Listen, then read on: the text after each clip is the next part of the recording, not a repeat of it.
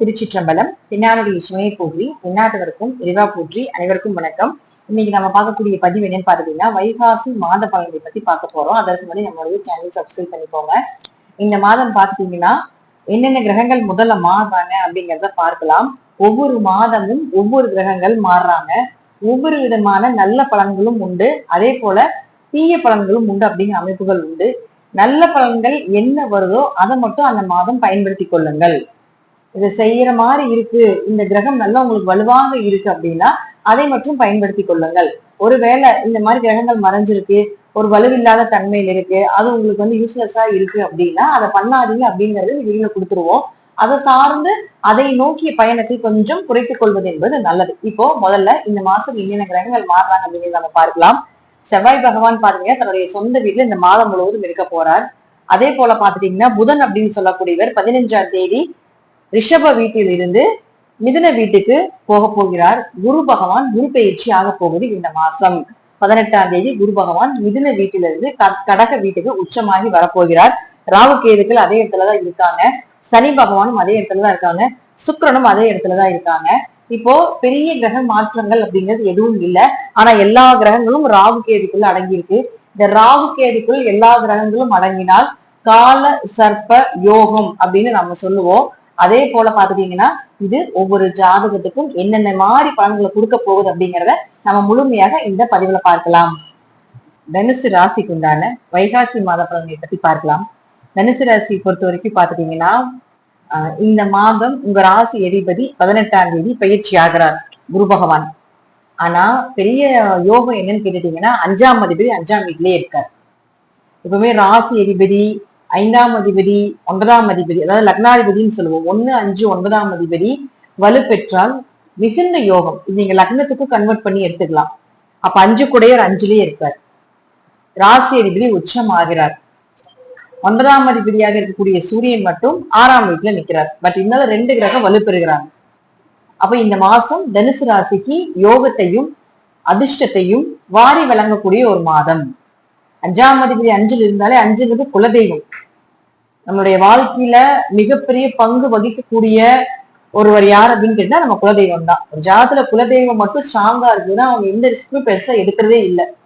அதெல்லாம் ஒரு 100க்கு ஒரு 10 பேருக்கு தான் குலதெய்வம் நல்லா இருக்கு. அதுவே அதிசயம்.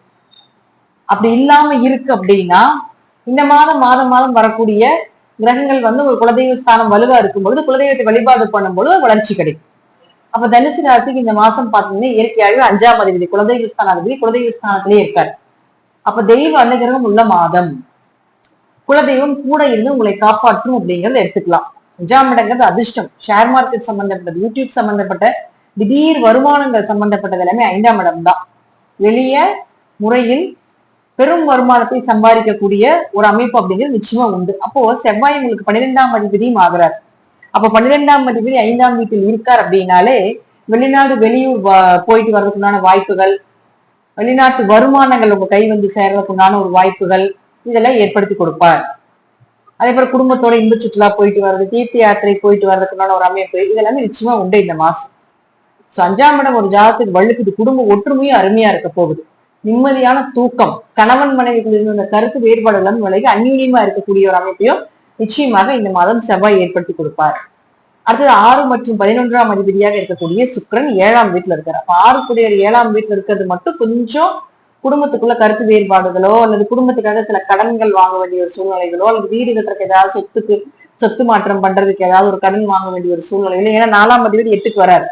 அப்ப இடம் வாங்குறதுக்கோ வீடு வாங்குறதுக்கோ நகைக்காகவோ ஏதாவது ஒரு கடன் வாங்க வேண்டிய ஒரு சூழ்நிலைகளை ஏற்படும். அது ஒண்ணுதான் இந்த மாசம் உங்களுக்கு மைனஸ். மற்றபடி பாத்தீங்கன்னா 11ஆம் அதிபதி அப்படின்னு சொல்லக்கூடியவர் சுக்கிரன் அப்படின்னு சொல்லக்கூடியவர் 7ஆம் வீட்டுக்கு வரும் பொழுது கணவர் மூலமாக வருமானம், மனைவி மூலமாக வருமானம் இதெல்லாமே சூப்பரா இருக்கு. சோ அவர்கள் மூலமாக நீங்க ஏதாவது எதிர்பார்க்கலாம்.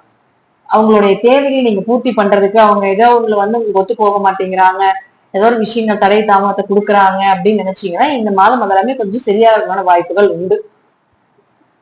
அடுத்தது சுக்கிரன் அடுத்தது புதனை பொறுத்த வரைக்கும் பாத்தீங்கன்னா புதன் 7 மற்றும் 10ஆம் அதிபதி 6ஆம் வீட்டுல இருக்காரு 15ஆம் தேதி வரைக்கும்.